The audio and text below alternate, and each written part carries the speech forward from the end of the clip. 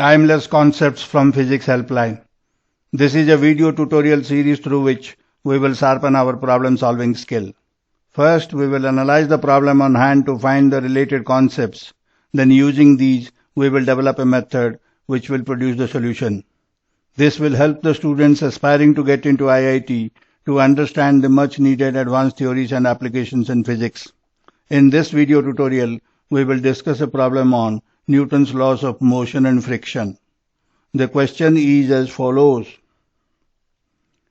3 blocks A, B and C of masses 50 kg, 20 kg and 5 kg respectively are placed on a horizontal surface as shown in the figure. The pulleys and the strings are smooth and massless. There is no friction between block A and the surface. The coefficient of friction between blocks A and B and that between block C and the surface is 0.3. The strings are either horizontal or vertical. An external force F is applied to block A as shown. Let F1 and F2 be the forces of friction between blocks A and B and between block C and the surface respectively. As the magnitude of F is gradually increased, it is found that F1 is equal to 2F2 for a particular value of F. Find the value of F and the tension in the string. Before proceeding to solve the problem, let us recall the related concepts. When a body of mass m is moving with acceleration a under the action of a number of forces, then the net force is equal to mass into acceleration. This is a vector equation which implies that the acceleration is in the direction of the net force. Now, let us find the directions of force of friction as follows. When force F is applied on block A as shown, it will tend to move towards right relative to B, and block B will tend to move towards left relative to A. Therefore, force of friction on A is towards left and force of friction on B is towards right. A block begins to move only when the net force acting on it is greater than the maximum value of force of friction acting on it. For a block of mass m placed on a horizontal surface, the maximum value of force of friction acting on it is equal to mu mg, where mu is the coefficient of friction between the surfaces in contact. Now, the maximum value of F1 is equal to 60 newtons. Therefore, block B will move relative to A only when T is greater than 60 newtons.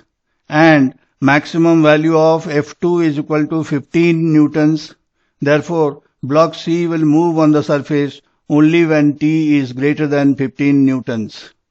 Now, let us explore the possibility of motion of various parts of the system. Initially, when F is equal to 0, we have T is equal to 0. As F increases, tension T also increases.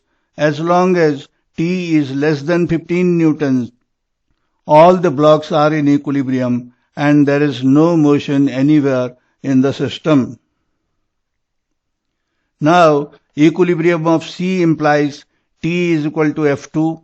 Equilibrium of B implies T is equal to F1 and equilibrium of A implies F is equal to F1. Therefore, in this situation, the condition F1 is equal to 2F2 given in the question cannot be satisfied. When T becomes greater than 15 newtons, block C will move on the surface, but F2 remains constant at 15 newtons, which is the maximum value of F2. Therefore, in this situation we have F1 is equal to 2F2, which is equal to 30 newtons. We observe that F1 is less than 60 newtons, hence there is no relative motion between blocks A and B, therefore they move together. Now we can solve the problem in the question using these concepts. Now let the acceleration of the system is equal to A. The free body diagrams for the blocks are as shown in the figure. Therefore, the equations of motion are as follows. For block A, F minus 30 is equal to 50A. For block B, 30 minus T is equal to 20A.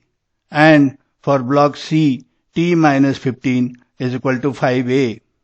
Adding the equations 2 and 3, we get acceleration A is equal to 0.6 meters per second square.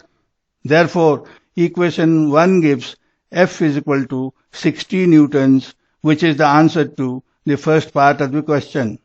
And equation 3 gives T is equal to 18 newtons, which is the answer to the second part of the question.